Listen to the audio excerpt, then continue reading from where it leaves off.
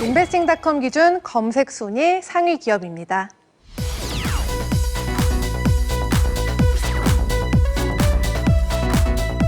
트위터의 공동 창업자인 잭 도시와 짐 맥켈비가 2009년에 창업한 기업이죠. 온라인 결제 서비스 기업 스퀘어가 인베스팅닷컴 검색 순위 상위 기업에 올랐습니다. 이 신용카드 결제 단말기를 설치하지 않고 이 휴대폰과 태블릿에 꼽아서 카드를 긁으면 결제가 되는 이 정사각형의 단말기를 개발해서 굉장히 돌풍을 일으켰는데요. 최근에 들어서 이 스퀘어가 인기 검색 순위에 오른 이유, 또 다른 이유가 어떤 게 있을까요? 네, 정확히 하게 되면 9월 말, 10월 초부터 미국과 유럽을 중심으로 해서 코로나19가 다시 재확산이 되고 있거든요. 이러다 보니까 시장에서는 다시금 코로나19 관련 수혜주들을 찾을 수밖에 없고요. 따라서 미국의 대표적인 모바일 결제 기업인 스퀘어에 대해서 시장에 관심이 집중됨에 따라서 이 관심도가 올라간 것으로 지금 분석이 되고 있습니다. 최근에 이 직장인 커뮤니티인 블라인드에서 재직자 평가죠. NPS를 검사를 했는데 이 결과에서 스퀘어가 굉장히 평판이 가장 좋은 회사로 뽑혔다고 합니다. 어떤 비결이 있었을까요? 제일 중요한 것은요, 역시 CEO에 대한 그 평판이 좋다는 얘기거든요. 저희가 다 아는 잭 도시 같은 경우는 미국인들, 특히 젊은 세대들이 사랑을 하는 그런 사람인 CEO인데요. 비록 월가에서는 괴짜로 알려져 있지만 도덕적인 측면에서는 되게 각광을 받고 있습니다. 올해 봄에요, 코로나19로 큰 어려움을 겪었을 때 잭 도시 같은 경우는 자기 자산의 28%, 약 10억 달러를 갖다가 기부한다라고 밝혔고요.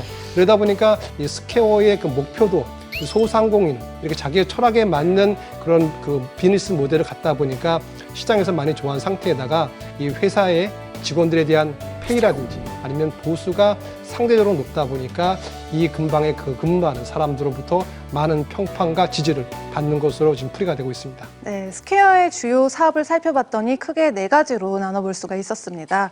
먼저 이 페이먼트가 있었고요. 또 하드웨어 개발, 플랫폼 개발, 그리고 또 이 사용자들을 위한 솔루션 비즈니스 이렇게 4가지가 있었는데 그 중에서도 가장 중요했던 게 역시나 이 카드 리더기 결제 서비스였죠. 네. 이 서비스가 2010년 이후로 이 소규모 자영업자들, 특히 이 푸드트럭 사장님들에게 굉장한 인기를 끈다고 해요.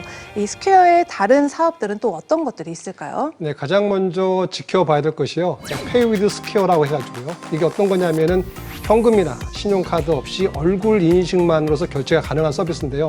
쉽게 설명드리면은 애플의 페이스 아이디라고 보시면 되거든요. 이 서비스가 처음 나온 것이 2012년에 처음 나왔는데요. 그해 여름에 스타벅스의 모바일 결제 파트너로 결정이 되었고요. 그에 따라서 스타벅스로부터 약 2,500만 달러의 투자 유치를 했습니다. 그리고 제일 중요한 것이 스퀘어 캐시, 일명 캐시웹이라고 하고 있는데요. 네. 이거는 2013년도에 서비스가 개시됐는데 우리가 잘 아는 이메일로 송금을 할 수 있는 그런 기능이고요.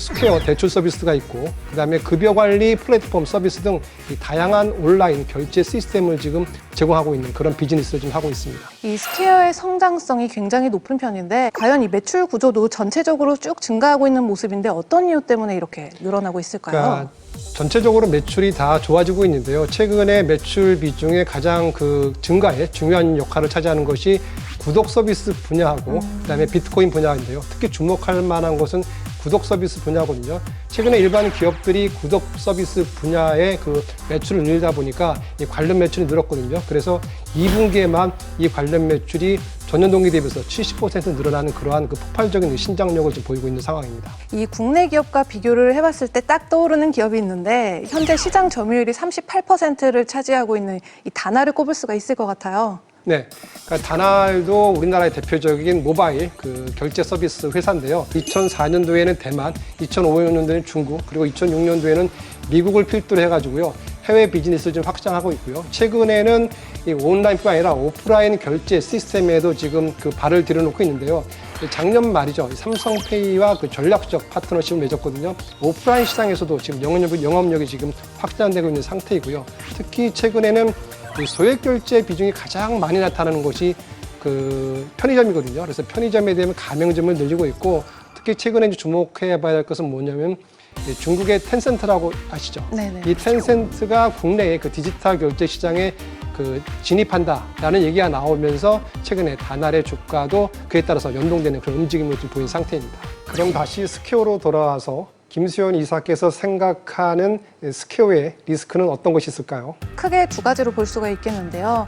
첫 번째는 미국으로 편중된 이 매출, 그리고 두 번째는 아무래도 치열한 경쟁 구도로 볼 수가 있겠는데, 이 매출 같은 경우는 미국에서 94.9%가 발생이 되고 있고, 그리고 이 경쟁 구도 같은 경우는 방금도 말씀하셨지만 페이팔 치열하죠, 굉장히. 아마존은 이 대기업 위주로 이렇게 영업을 했었고, 또 스퀘어는 소상공인, 아까 얘기했던 그 푸드트럭 사장님들, 이렇게 다른 방면으로 영업을 했기 때문에 살아남을 수가 있었는데, 그래도 이 시장 자체가 계속 커지다 보니까 이 경쟁사들을 계속 염두에 두셔야 될 필요가 있다고 생각합니다. 가장 주목해야 될 것은 역시 가장 중요한 비즈니스가 뭐냐면은 이 캐슈 앱이거든요. 네. 이 캐슈 앱이 어느 정도 폭발적인 성장을 하냐에 따라 가지고 스퀘어가 한 단계 나가냐 안 나가냐 이제 판가름이 나고 있는데, 지금 스퀘어 같은 경우에는 이 캐슈 앱을 통해서 해외 매출, 해외 진출을 지금 하고 있고요. 따라서 이 시장 점유율을 늘려가면서 규모의 경제를 지금 노력하고 있거든요. 따라서 향후에 어떻게 해외 진출에 성공하고 있냐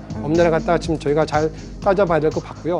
지금 미국에서는 코로나19로 인해서 모바일 결제가 되게 늘어나고 있는데, 예를 들면은 캐시앱 같은 경우도 총 이익이 약 200% 폭증했거든요. 하지만 시장에서는 200%가 급증했는데 이러한 추세가 이어질 것으로는 좀 보지 않고요. 하지만 최소한 연평균 50% 정도의 성장률이 당분간 지속될 것으로 보고 있기 때문에 당분간 매출은 좋다라고 보면 되는데, 그 매출 편중과 그리고 그 페이팔과의 경쟁, 이거는 꼭 염두에 둘 사항이라고 생각을 하고 있습니다. 검색 순위 상위 기업 스퀘어를 정리해보는 김수현의 한 줄 평.